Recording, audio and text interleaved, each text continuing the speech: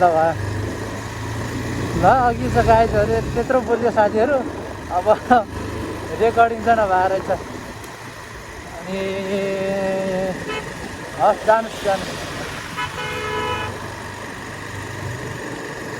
पानी पर्न थाल्यो 10-15 मिनट मजाले बिसाउँला भन्ने मलाई धोको थियो तर बिसाउन पाइएन है अब जाँदैछु यो पुरै बाइकैभरि थुप्रै थोका पानी परिसक्यो आज आत्तिनुपर्ने कारण चाहिँ के छ भने नि साथीहरू हामीसँग रेनकोट छैन रेनकोट नभएको कारणले गर्दाखेरि हामी अब ओत लाग्ने ठाउँमै पुग्नुपर्ने हुन्छ घरै पुग्नुपर्ने हुन्छ घर आफ्नो घर नभए नि अरूको घरमा पुगेरै भयो भने विश्राम गर्न पाइयो भने पानी छिर्न सक्यो भने ओत लाउन सक्यो भने धेरै नै राम्रो हुन्छ स्वास्थ्यको लागि किनभने यस भनौँ अब यो बर्खाको यो हिउँदोपछि पहिलोचोटि पानी पर्दैछ पानी पर्न लागेको हो त्यही भएको कारणले गर्दाखेरि अलिक अप्ठ्यारो छ पुरा यहाँबाट सायदै यहाँ पुल बनाउन लागेको जस्तो लागेको छ मलाई पुल निर्माण गर्नै पर्ने हुन्छ किनभने यो एकदमै बाढी आउने ठाउँ हो हेर्दै हामीलाई थाहा हुन्छ बर्खामा निकै अवरोध खडा गर्छ यहाँ र त्यहाँनिर निकै सेयरवाल भन्छ क्यारे यसलाई ग्याबिङ तार साइडको लगाएर चाहिँ गर्दैछन् स्वागत छ भन्नुहुन्छ वडा नम्बर 25 प्रारम्भ मानेगञ्ज गाउँपालिका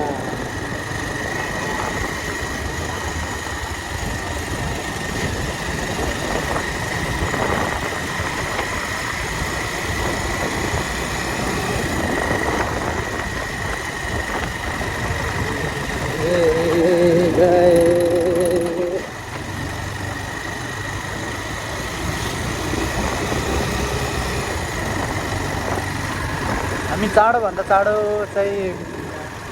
चाँडो कदुवा भन्ज्याङ पुग्यो भने पनि हाम्रो लागि धेरै नै राम्रो हुनेछ किनभने बहिनी लामो यात्रा गरेर थाकेको छ र उसलाई चाहिँ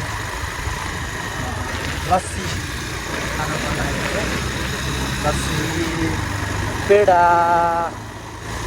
सिङ्गडादेखि लिएर हरेक प्रायः त्यहाँनिर चाहिँ राम्रो व्यवस्था पनि छ कोहीमा कस्तो ल्याएको हो दाजै तर्साउनु हुन्छ त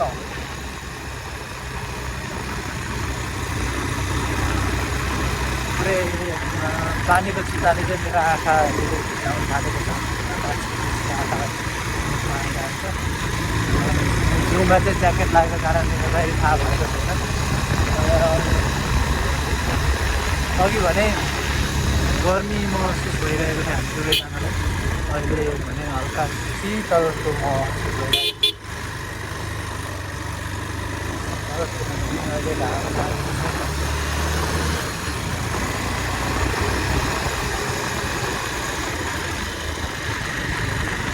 बारीको हामीले पहिरो देख्न सक्छौँ जुन खोलामा त अघि लेबिङतार बनाउँदै थियो त्यही खोलामा त्यही खोलामा गएको भएको थियो त्यही खोलाको किनार के भन्छ त्यही खोला त्यही डाँडाले बनेको खोला के भन्छ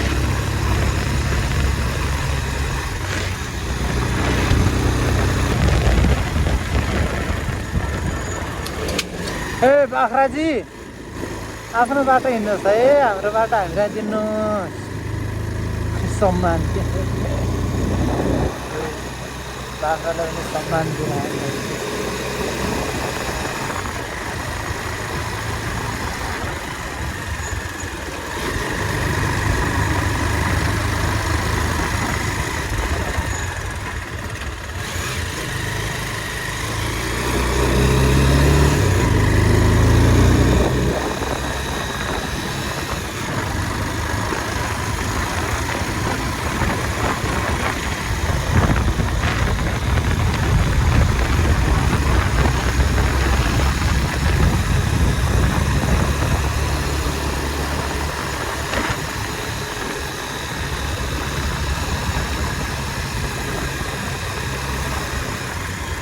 ए भाग्नुहोस् तपाईँहरू भाग्नुहोस्।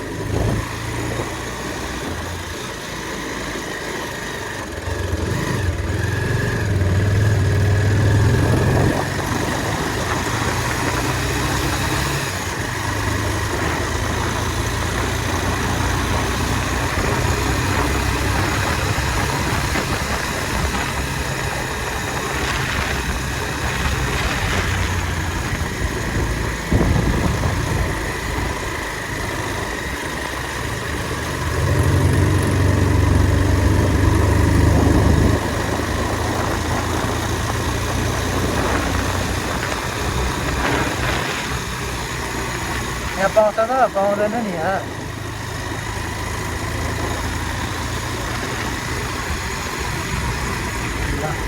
सिधै गयो भने ओखलढुङ्गा सोलु गइन्छ भने यताबाट चाहिँ हलेसी 40 किलोमिटर देख्नु भएको।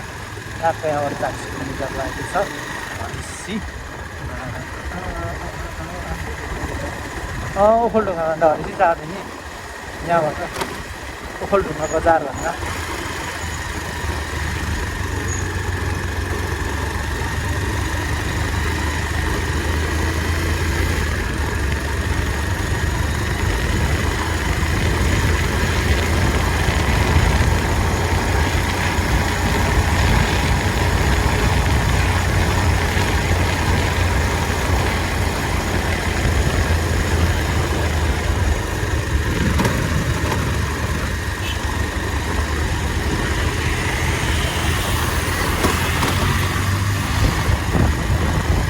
पहिला रुई सामान लिन आउँदाखेरि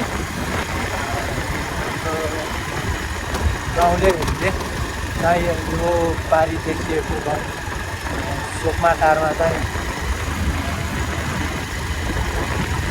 यो उकालो हिँड्न निकै साह्रो पर्थ्यो अरे। अनि गाउँतिर यसो पसेर किनेर जाँड खानुहुन्थ्यो अरे। निकै मिठो जाँड पाउँछ भनेर पनि कुरा गर्थे। मान्छेहरूले मिठो जाँड पाउँछ, मिठो जाँड पाउँछ हेर्दाखेरि चाहिँ ठुलै खोला निस्किनु थियो अरे। ठुलै खोला बाटो थियो अरे। अहिले त अब यो गाडीको बाटो यसरी घुमाइएको छ। पहिला चाहिँ सिधै निस्किनु थियो। उयो हिँड्छ भने पारी हेर्नु त कति सुक्खा छ, किनभने उतापट्टि चाहिँ हिमाल छ अरे। त्यो भएर हिमालको चिसो उतापट्टि आइपुग्दैन। अनि उता पारिपट्टि चाहिँ अलिक चिस्यान ठाउँहरू देखिन्छ, अलिक घरियालीहरू देखिन्छ, जहाँ चाहिँ हिमालको हावा छ त्यहाँनिर चाहिँ चिस्यान ठाउँहरू भएर होला पातहरू हरियाली।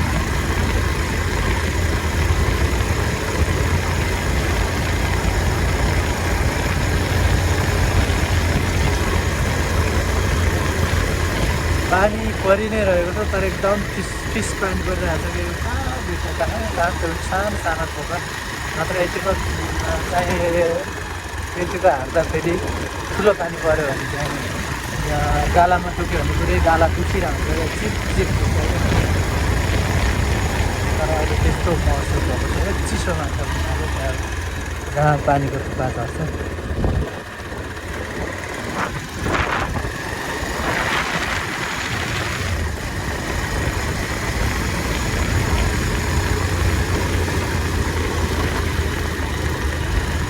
आज बाटोको भ्यूहरू पनि एकदम कुवालो परिरहेको थियो, कारण यस्तो रहेछ।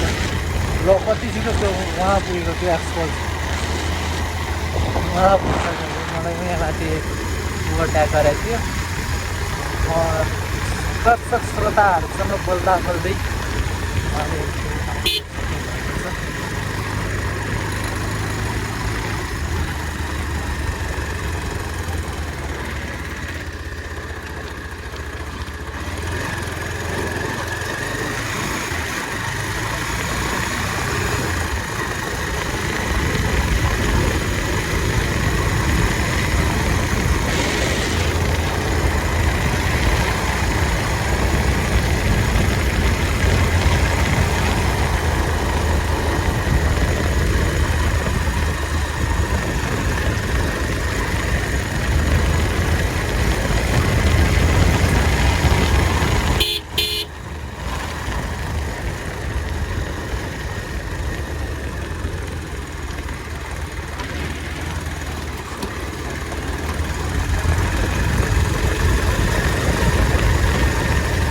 दिवानको घर चाहिँ यो बाटो जान्छ के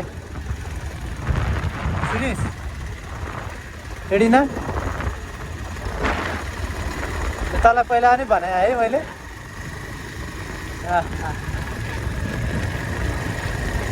हिजो के अरे दिवानको बहिनीहरूलाई लगेर होइन फुटसल खेलाएको दिवानको बहिनीहरू लगेर फुटसल खेलायो कि होइन अनि त्यो ठुल्ठुलो टिमबाट खेल्ने प्लेयर्सहरूले पनि यो दिदी त राम्रो खेल्दो रहेछ भनेर भन्दै थियो क्या आर्मी छ नि त उसको ठुलो बहिनी त